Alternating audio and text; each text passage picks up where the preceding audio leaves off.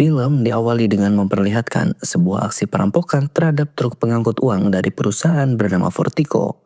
Parahnya, aksi ini terjadi tak lama setelah truk baru meninggalkan markas. Do me a favor?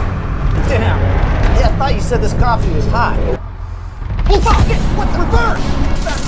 They're fucking fucking doors! We're being hit!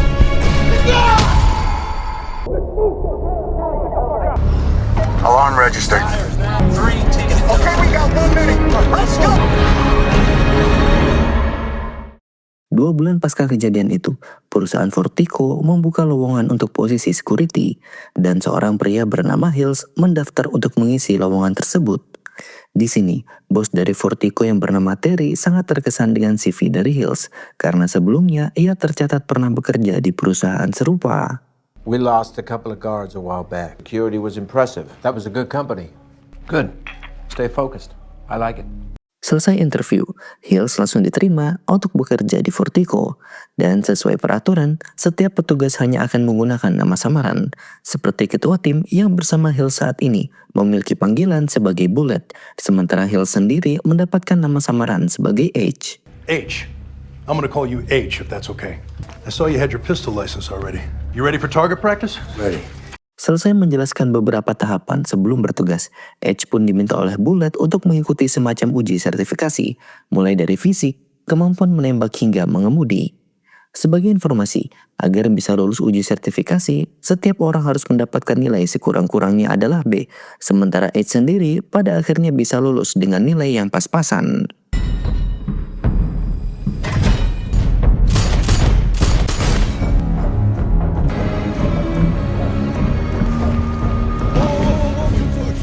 You won't be joining a Formula One team anytime soon.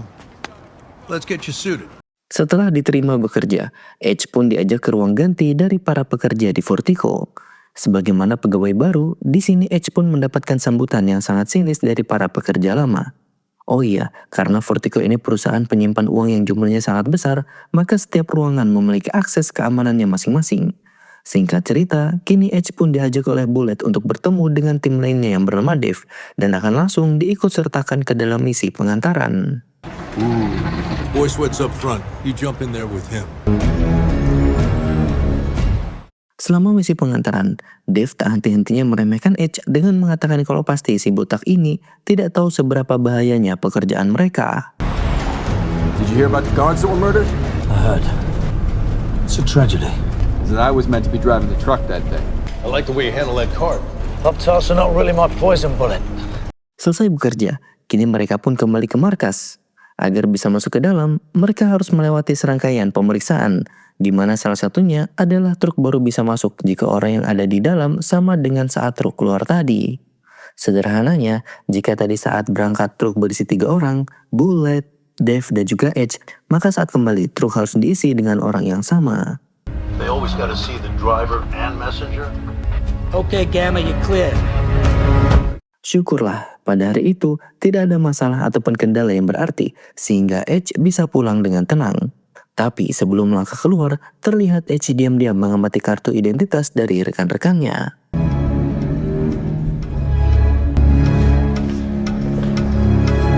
Pada keesokan harinya, mereka semua kembali bertugas seperti biasa. Kali ini, misi mereka adalah mengantarkan uang ke sebuah kapal pesiar. Sesampainya di sana, Bullet masuk ke dalam sendirian, sementara Dave dan juga Edge diminta untuk menunggu di mobil. Hey, Bullet, what's taking you so long? You should be back by now. Baru sebentar mereka berleha-leha, tiba-tiba dari radio terdengar kalau Bullet mendapatkan masalah. Uang yang ia bawa kini sudah dirampok sementara dirinya sendiri sudah dijadikan sandera. Dave yang mendengar hal itu langsung panik dan berpikir untuk kembali ke markas dan meminta bantuan. Akan tetapi, Edge malah bilang kalau sebaiknya mereka segera mendatangi Bullet dan menolongnya. You don't want to do this? You can get out of the truck now. It's one of us. It's only money. This is such a bad idea.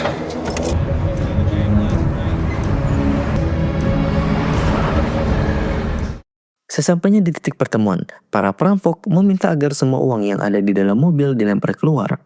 Tanpa pikir panjang, Edge pun menurutinya, tapi tiba-tiba...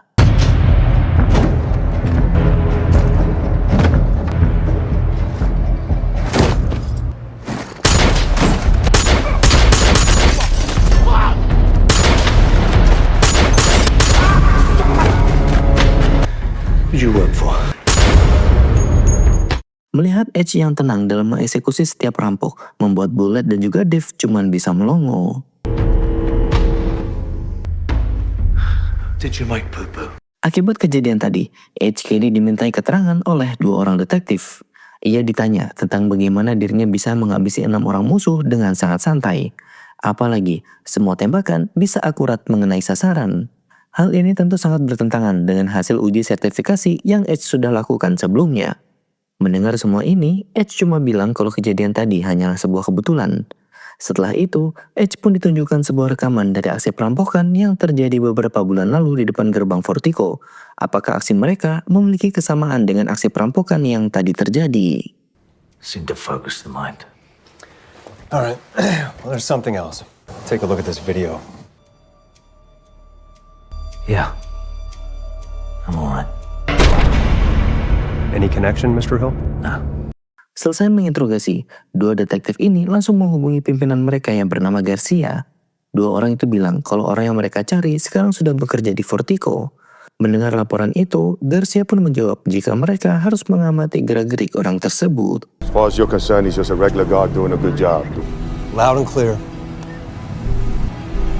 What the fuck does that look like? Pada malam harinya, kita diperlihatkan Edge yang ternyata tinggal di sebuah apartemen mewah. Agak mengherankan sebenarnya, karena bagaimana mungkin seorang petugas keamanan biasa bisa memiliki semua ini. Apalagi, tak lama kemudian, ada seorang wanita yang datang mengantarkan sebuah berkas berisi semua data dari anggota Vertigo yang masih bertugas. Melihat hal ini, tentu hanya satu pertanyaan yang muncul di benak kita semua. Siapakah si botak ini sebenarnya?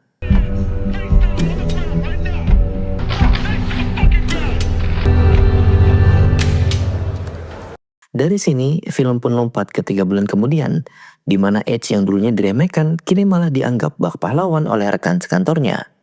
Pada hari itu, seperti biasa, Edge bersama Bullet bertugas bersama untuk mengantarkan uang ke sebuah bank. Tapi di tengah jalan, mereka lagi-lagi dihadang oleh segerombolan para perampok. Mereka pun secara rapi dan terstruktur melakukan aksi pencurian. Tapi anehnya, begitu Edge keluar, para perampok malah lari ketakutan. Reverse. Reverse. Gamma to base. Come on, get out of there!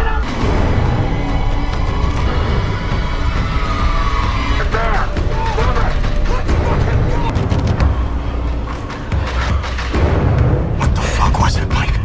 Kabar soal para perampok yang lari terbirit-birit setelah melihat Edge dengan cepat menyebar. Terry sendiri yang mendengar hal ini di kantor langsung merasa agak janggal. Siapakah si botak ini sebenarnya? Di lain sisi, Bullet yang kini sedang menemui Dave di bar langganan juga sedang membicarakan hal yang sama. It was as if he recognized H. Like he saw a dark spirit. He's a dark fucking spirit. Masih karena insiden kemarin, Edge semakin mendapatkan popularitas di kantornya. Sampai-sampai seorang petugas wanita yang bernama Diana malah terpikat dan mengajak Edge untuk tidur bareng. Setelah tidur bareng, Edge tiba-tiba malah menginterogasi Diana karena tak sengaja menemukan sekotak uang yang jumlahnya mencapai 3 miliar. Melihat hal itu, Diana pun segera mengaku kalau ia bisa mendapatkan itu karena di Vertigo ada semacam anomali sistem, sehingga 1 kali dalam seminggu ia bisa membawa uang dalam jumlah lebih daripada yang seharusnya ketika keluar. Mendengar jawaban Diana yang masuk akal, Edge pun sedikit mereda. Meski demikian, ia tetap mengancam akan membunuh keluarga Diana jika ia sampai ketahuan bekerja sama dengan para perampok. Dari scene ini, tentu kita semakin dibuat penasaran tentang siapakah jati diri si botak ini dan apa tujuan dari dia sebenarnya. Fuck has it got to do with you? Penny, you're not listening. Please stop. Think carefully before you answer the question. I found it. You working with anyone on the inside? Film pun mundur sebentar ke 5 bulan yang lalu. Pagi itu, Edge yang hendak pergi menonton pertandingan baseball bersama putranya yang bernama Dutch tiba-tiba dihubungi oleh anak buahnya yang bernama Max. Di sini Max meminta bantuan karena rencana perampokan pagi itu sedang mengalami kendala dan mereka mengharapkan bantuan dari bosnya yang tak lain dan tak bukan adalah Edge karena dialah yang sekarang berada paling dekat dengan lokasi perampokan. By the way, Max ini adalah pencuri yang sebelumnya lari terbirit-birit saat melihat Edge. Dan dari sini, terjawab sudah mengapa mereka sampai kabur begitu melihat si botak ini. There is no one else. I'm out of town. But my eyeballs are on the depot. Then postpone it. Didn't you put trackers on the truck? And, boss, You're blocks away, 10 minutes. No danger. Kalian tidak salah dengar, kalau Edge sebenarnya adalah bos mafia yang memang sering melakukan aksi perampokan terhadap perusahaan penyimpan uang seperti Fortico. Nah, sesuai arahan dari Max, Edge pun diminta untuk mengawasi ke arah manakah truk dari Fortico akan keluar. Dan karena hal inilah, Edge pun terpaksa meninggalkan putranya sebentar sendirian di dalam mobil. Tapi siapa sangka jika hari itu ada perampok lain yang juga sedang beraksi. Salah satu dari mereka bahkan langsung meminta Dutch untuk turun dari mobil. Dan untuk alasan yang belum diberitahu, tiba-tiba saja seorang perampok langsung mengeksekusi Dutch. Okay.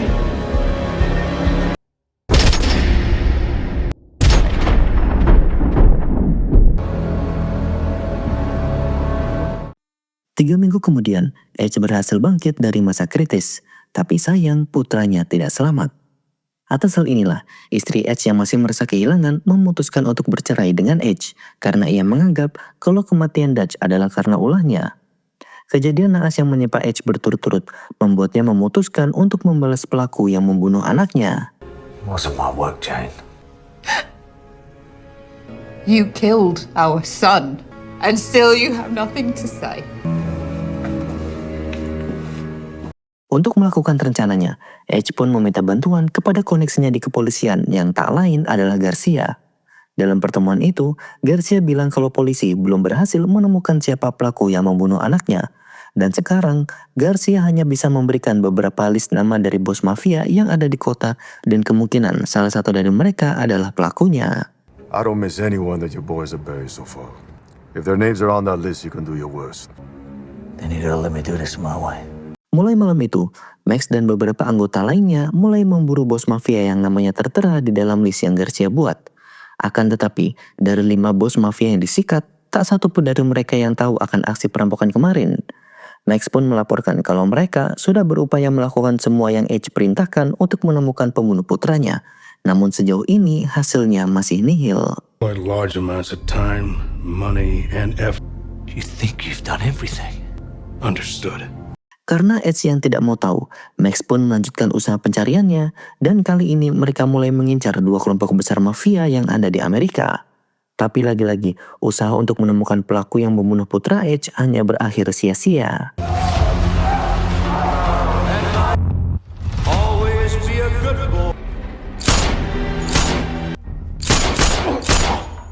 Give the girls the cash. Let them go. Pada suatu hari, Max akhirnya berterus terang dan memberanikan diri mengutarakan pendapatnya. Menurut Max, mereka harus menggunakan cara lain untuk menemukan si pelaku, karena cara sebelumnya yang memburu pimpinan dari kelompok-kelompok mafia yang ada di kota, suatu saat bisa menjadi sebuah simalakama. Edge yang mendengar hal itu mengatakan kalau ia sudah sependapat, dan untuk sementara waktu dirinya akan pulang kampung sebentar ke London. The truth, we need a different approach. It's gotta be an inside job. You're right, Mike. I'm gonna go back to London for a while. Pada sore harinya, Edge pun menghubungi kenalannya yang bernama Christy dan minta untuk dibuatkan identitas yang baru. Diam-diam, Edge berencana untuk mencari pelakunya seorang diri tanpa sepengetahuan anak buahnya. Nah, berbekal identitas baru inilah, Edge pun melamar sebagai seorang security di Fortico. It's a pleasure to meet you, Mr. Hill.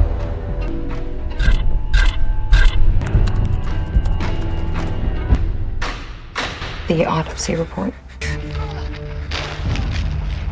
Kita kembali mundur sebentar ke 1 bulan sebelum perampokan di awal film tadi, memperlihatkan kita pada sekumpulan pensiunan tentara yang sedang berkumpul. Mereka semua tergabung dalam sebuah kelompok yang dipimpin oleh seorang mantan perwira bernama Jackson. Hari itu, salah satu dari mereka yang bekerja sebagai bodyguard seorang pengusaha bernama George tiba-tiba mengatakan kalau ia berniat untuk merampok bosnya. Hal itu akan ia lakukan karena uang lemburnya selama 3 bulan terakhir tak kunjung dibayarkan. Nah, sebenarnya ucapan George ini hanyalah gurauan semata dan ia tidak benar-benar ingin merampok. Tapi siapa sangka jika hal itu malah mendapatkan dukungan dan respon yang serius dari rekan lainnya yang kebetulan mereka semua sedang butuh uang. Make them pay. Why you asking me? That's Sarge. Do they keep cash? Singkat cerita, saat hari sudah malam, mereka pun melancarkan aksi perampokan. Setelah menggeledah ke sana kemari, yang berhasil mereka temukan hanyalah segepok uang yang jumlahnya tak cukup banyak untuk mereka bagi. Alhasil, mereka pun berniat untuk merampok lagi. Namun target kali ini adalah truk pengangkut uang. Don't be a hero. It's not your money. Rhythm is normal. Be smart. Good. Sports car's bad. Saat berhasil mencuri uang dari truk, Jackson berpesan kepada anggotanya untuk tidak membeli barang mewah menggunakan uang tadi, karena khawatir jika polisi bisa tiba-tiba curiga. Don't go buying anything flashy. You hear me, Jan? 2 minggu kemudian, mereka terlihat akan melakukan aksi perampokan lagi. Dilihat dari pakaian dan properti yang mereka gunakan, kita dapat dengan mudah mengetahui kalau orang-orang inilah yang sebenarnya Edge cari selama ini. Saat itu, sebenarnya operasi perampokan berjalan sesuai dengan rencana Jackson. Akan tetapi, seorang dari mereka yang bernama Jen tiba-tiba panik karena petugas dari Vertigo sempat melawan. Dan karena maskernya terlepas dan wajahnya secara tak sengaja dilihat oleh Dutch, mau tidak mau ia pun terpaksa menghabisi remaja polos itu agar para polisi tidak memiliki saksi mata.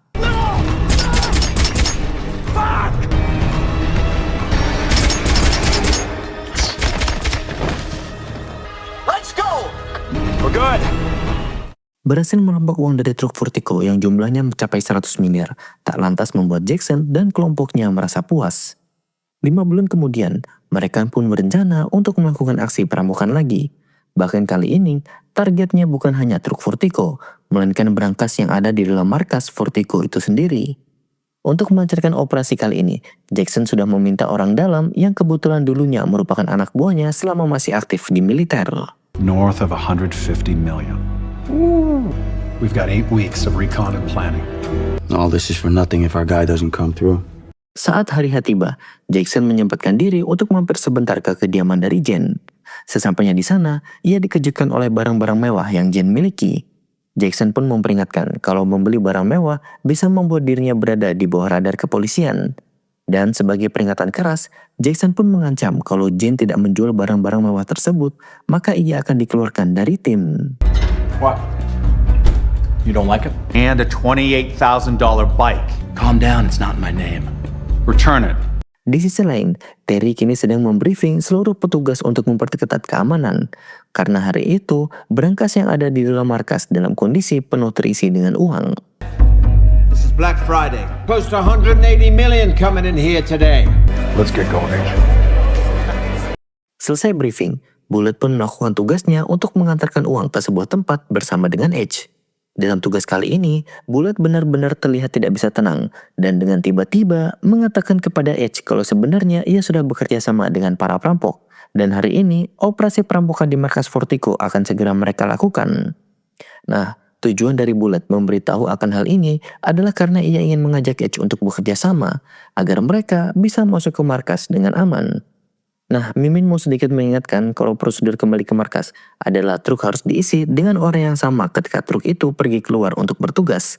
Makanya tidak heran kalau Bullet pada akhirnya mengajak Edge untuk bekerja sama, karena tanpa si botak, mereka tidak akan bisa masuk ke dalam dengan aman. Edge yang mendengar semua ini tentu saja merasa senang, karena tanpa susah payah, orang-orang yang ia cari selama ini malah muncul sendiri. Tapi, alih-alih menunjukkan wajah senang, Edge malah memilih untuk tetap memasang wajah datar dan mengatakan kalau ia bersedia untuk bekerja sama. You with me now? Yeah, I'm with you 100%. There's no turning back. Singkat cerita, sampailah truk di sebuah gudang kosong. Di lokasi ini, mereka akan mengangkut Jackson dan kelompoknya agar bisa masuk ke dalam markas. Tapi sebelum itu, Edge pun dilucuti senjatanya dan juga tangannya diikat agar ia tidak bisa macam-macam. If you're a good boy today, you'll see tomorrow. 30 menit kemudian, truk pun kembali ke markas. Dan ketika kendaraan sudah berhenti, disitulah Jackson dan kelompoknya pun langsung beraksi.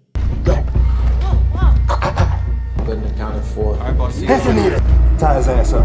Behave yourself.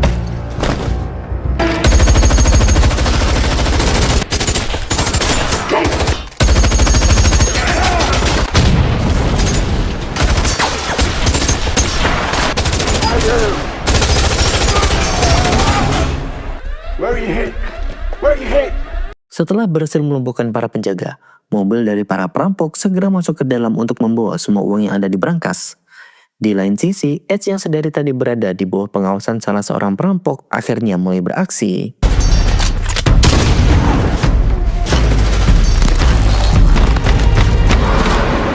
Setelah berhasil melumpuhkan perampok yang menjaganya, Edge pun mengenakan kostum yang sama dengan mereka, dan karena hal inilah, Edge lagi-lagi berhasil membunuh salah seorang perampok, dan dengan cepat memasukkan sebuah ponsel ke dalam salah satu tas yang sudah terisi penuh dengan uang.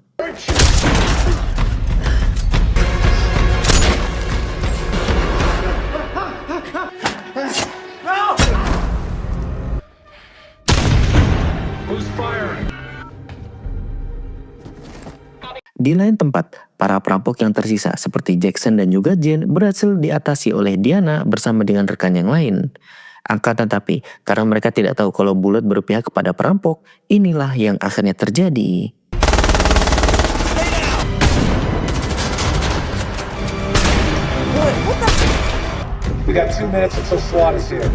Saat akan kabur menggunakan truk, Edge tiba-tiba muncul dan salah satu peluru berhasil mengenai leher Jackson. Tapi tak lama kemudian, Bullet juga datang dan gantian menembaki Edge.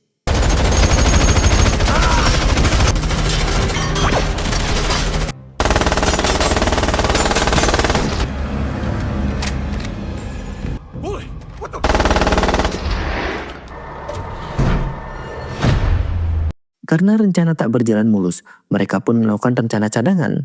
Menggunakan truk lapis baja milik Vertigo, para perampok terus melaju ke depan ke sebuah gedung yang sudah mereka siapkan agar para polisi tidak bisa mengikuti.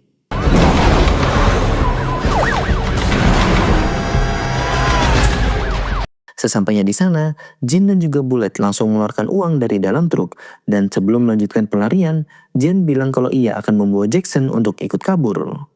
Go. Okay, I'll get the boss. Lain di ucapan lain juga yang dilakukan, bukannya menyelamatkan Jackson, Jane yang serakah dan ingin menguasai semua uang hasil curian, pada akhirnya melakukan hal ini.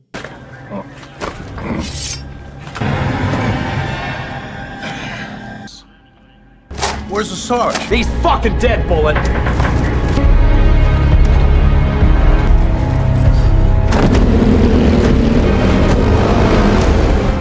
Di ujung terowongan, Bullet dan juga Jane langsung memasukkan uang ke dalam bagasi mobil yang memang sudah disiapkan. Sebenarnya, Bullet juga memiliki pikiran yang sama dengan Jane, yakni ingin menguasai semua uang hasil curian. Akan tetapi, dirinya kalah cepat dan juga kalah licik, sehingga pada akhirnya...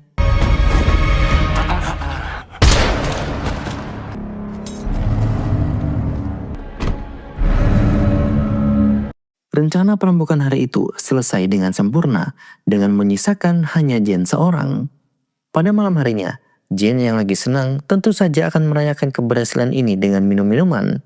Tapi baru saja ia membuka botol, tiba-tiba dirinya dikejutkan oleh suara handphone yang sebelumnya Edge selipkan di salah satu tas sewaktu pertempuran tadi siang.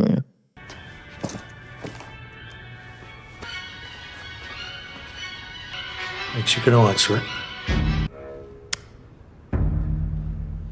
Karena sudah terpojok, Jane tak bisa berbuat apa-apa. Sementara Edge sendiri lalu memberikan hasil autopsi anaknya kepada Jane tentang di mana saja peluru menembus tubuh anaknya itu.